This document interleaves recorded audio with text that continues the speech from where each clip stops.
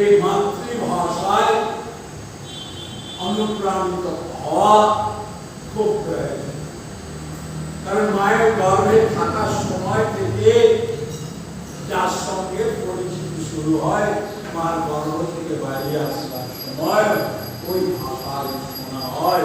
সেজন্য মাতৃভাষা হচ্ছে খুব প্রয়োজন। কিন্তু যদি মাতৃভাষায় আসক্তি হয়ে অন্য কারোর মাতৃভাষাকে নিন্দা করা হয়, আমার ভাষাটা ভালো, ওর ভাষা ভালো নয়, আমার একটাই ভাষা, এই ভাষাতে চলবো, আর অন্য কোনো ভাষা যাব না। ইউএনওতে একটা আইন পাস করা আছে যেটাকে বলা হয় বিচ অফ হেট্রেড। বিচ অফ হেট্রেড কারুকে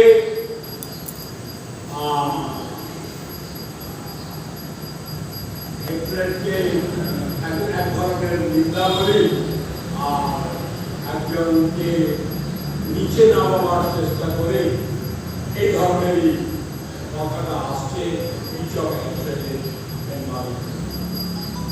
তো ভালো করে ইউএনওতে এই আইন পাস করা হচ্ছে এবং আমেরিকাতে খুব প্রযোজ্য।